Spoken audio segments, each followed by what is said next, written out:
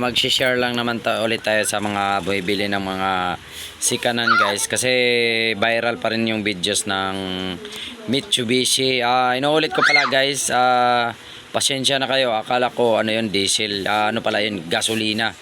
Mitsubishi gasoline na parang van siya ba, parang 7-seaters na gasoline pala yun guys.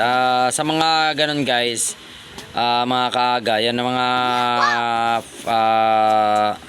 mga bumibili dyan ng mga sikanan, huwag tayo magmarunong, magdala talaga tayo, lalo sa magtanong-tanong tayo kung ito bang buyers na to, lalo kilala na to si Boss AC, marami na tong mga dati mga issue about sa mga sasakyan na bibili siya ng sasakyan, hindi naman niya inaayos, binibinta niya kagad, tapos mahal din ang binta niya, hindi yung ano lang as is where is na sinasabi. Minsan hindi niya sinasabi yung tamang issue, kaya mag-iingat tayo sa mga ganito guys. Kilala na yan kasi ng ilang taon lang din may nag-viral din yan na video na yung sasakyan nga ay sinasauli, ayaw nang pumayag sa uli.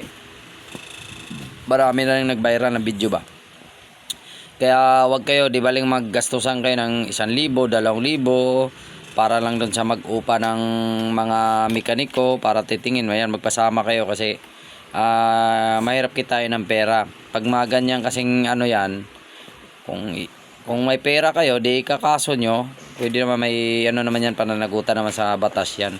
Kahit mga sikanhan na binibili natin, pwede nating ano yan sa ano, basta hindi siya naka ano sa kontrata. Pag bumili kayo, dapat may kontrata, magpirma kayo ng kontrata na sagutin nila yung mga issue ng mga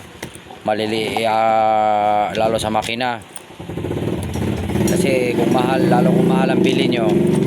Kaya sa mga mga bumibili dyan, magpasama kayo ng mga mekaniko na legit yun, para hindi kayo maloko.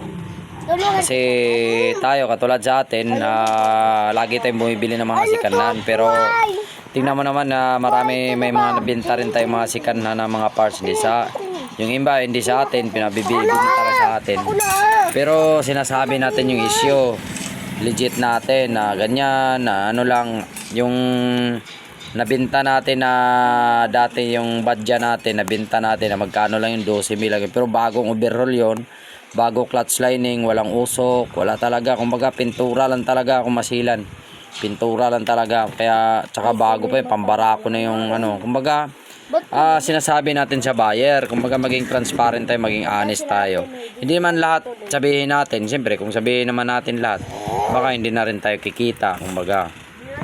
Kaya lesson learned ito sa mga nagmamarunong sa bibili ng sasakyan, kahit brand new yan, magkaka-issue yan, lalo na kaya yung sikanhan. Kaya sa mga nagmamarunong, huwag kayo magmamarunong para hindi kayo magkakaproblema in the future. Kasi kung sasakyan yan, kung ipapagawa nyo yan at ibinta nyo yan ng ganun, kung hindi naman kayo buy and sell, hindi nyo rin mabibinta na magandang presyo yan. Hindi nyo na maibabalik yung mga dating pera nyo. May binta nyo yan palugi, kasi hindi naman kayo buy and sell hindi naman kayo kaya ingat na lang tayo sa pagbili. Yan lang mga boss, serious caring lang tayo. At sa mga natin, mga followers and subscribers natin, yan, mag-ingat kayo sa pagbili ng mga sasakyan, kahit mga motor, mga kotse, mga e-bike, yan, ingat tayo, magdala tayo ng marunong, lalo na pagdating sa mga sasakyan, yung mga latest model, mga may mga wiring yan, baka hindi nyo alam. Yung iba, may nakita pa tayo, tinatakpan yung check engine, kaya magsama kayo ng marunong. Yan lang mga boss, Aga Cesar Works, save money, save time, peace. Thank you sa lahat, ingat.